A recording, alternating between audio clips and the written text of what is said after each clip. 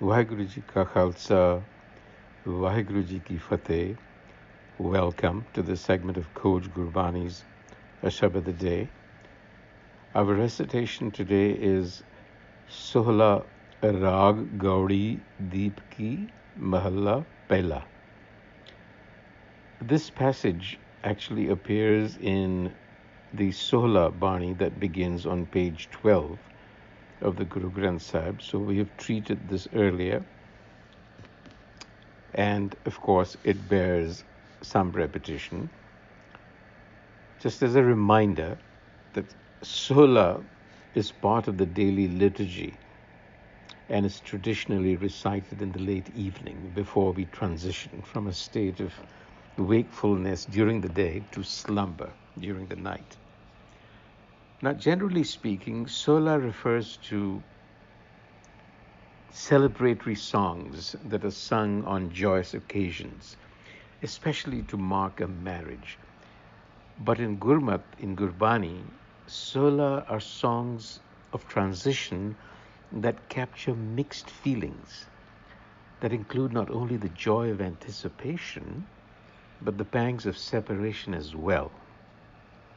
And so Guruji is using the analogy of a wedding to help us cope with our primal fear, the fear of death. Just as a wedding for a bride is a rite of passage, death for the soul bride, the individual being, also marks a rite of passage, a transition. Now, in a wedding, in the days leading to the wedding, friends and relatives of the bride gather to give her a makeover, which involves, among other things, pouring of perfumed oil on the bride's head. At the same time, songs of sadness and songs of happiness are sung. And they are sung to ease the pangs of separation from family that the girl feels. She's leaving familiar surroundings, and the songs are sung to give her assurance, as well as instruction on how to deal with the transition of traveling to a new home and establishing new bonds. So in a similar vein, this passage instructs us on how to cope with the transition of death. So let's recite the passage first. Ik oankar Satgur Prasad, जय कर कीरत आखिए करते का होए बिचारो तित घर गावो सोहला सिवरो सिरजनहारो तुम गावो मेरे निर्भव का सोहला हाउ वारी जित सोहले सदा सुख होए रहाओ नित नित जीड़े संभालियन देखेगा देवनहार तेरे दाने कीमत ना पवै तिस दाते कवन सुमार संबत साह लिखया मिल कर पावो तेल देहो सजनिया सीसड़ियां ज्यों होवै साहिब स्यो मेल कर कर एहो पहुँचा सदड़े नित पवन सद्दनहारा सिमरिया नानक सेदह आवन जय कर कीरत आखिए करते का होए बिचारो. The house, Ghar, from where the sound of praise arises. Kirat Akhiye. Kirat literally means fame, here being used as the house where that self resides, which is within us. The doer is reflected there.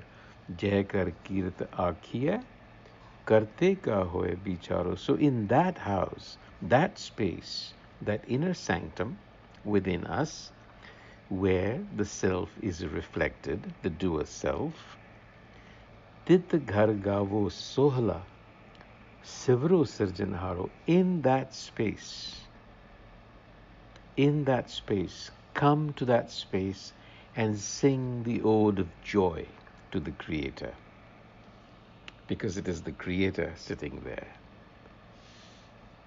So from where the house of sound and praise arises refers to that sacred space within us that Gurbani calls Ghar or Hirday.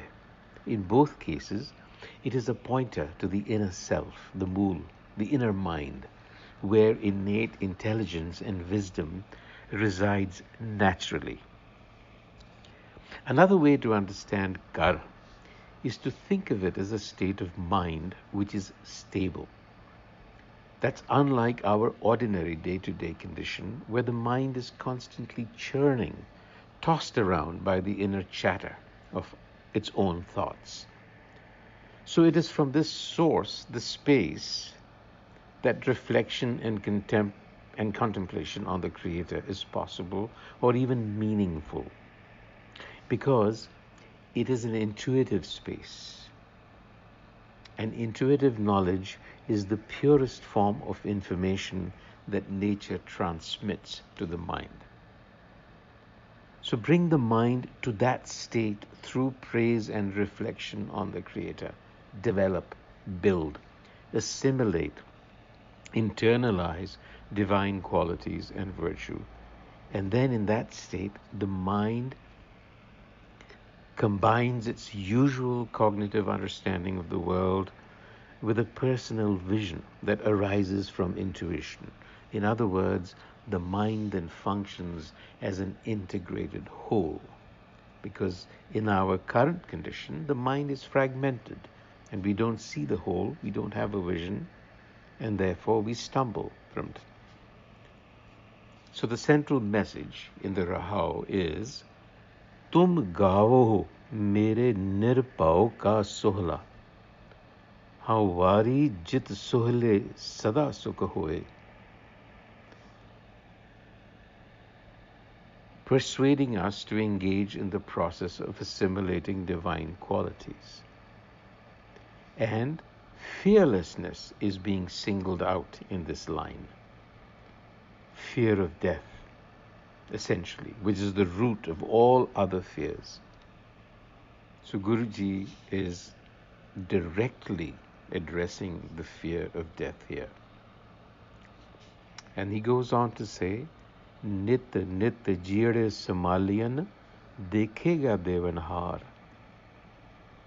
Tere dane कीमत ना पवे tis date kavan sumar. Nit nit jire samaliyan, every day, nit nit, constantly, jire, the beings are being supported, samaliyan, protected, to protect something, to take care of something, samalna.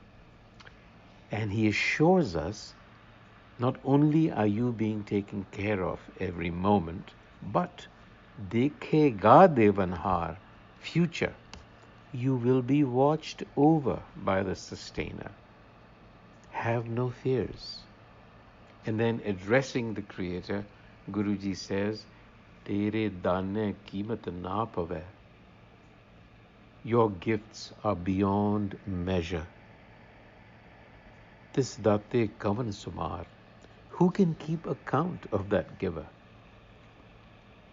So these lines are meant to assure us that the Creator has always sustained us and will continue to do so, because its bounty is inexhaustible. The third verse, Sambat Saha Likhya. Sambat comes from the word Samvat, which means a year, so it specifies time. Saha, breath, the moment. Likhya. So the time is established, the moment is established. Likhya. It's already scripted into our system. What is that time? The time of our departure. Milkar paho tel. Come hither and anoint me with oil. Just as the bride is anointed, made beautified with oil on her hair, Similarly, the Guru is saying, come and anoint me with the oil of self-knowledge so that I can look pretty to the self, to my husband's self. Dehe sajjan asisadiyan. My friends, come and bless me, wish me, jo hove sahib syo mel. Wish me union with my beloved. Now we know that death is inevitable, but the appointed time, Guruji is telling us, is already written. Sambad-saad likhya gaya. We come with that time established. And then transition to the other side fills us with fear and anxiety, just as a young bride is likely to be filled with these emotions at the prospect of leaving the known world of her parents and to establish herself elsewhere. So she prepares for that moment. Similarly, we are being asked to prepare ourselves, to prettify ourselves so that we are attractive to the husband and so that we can actually comfortably transition. And so here the get-up is one of self-knowledge.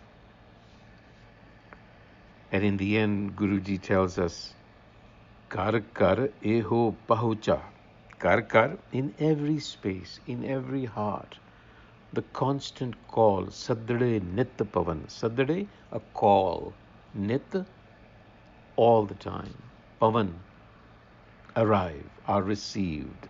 So the constant call of death is received in every heart constantly. In other words, death hovers over us and can strike any time without telling us.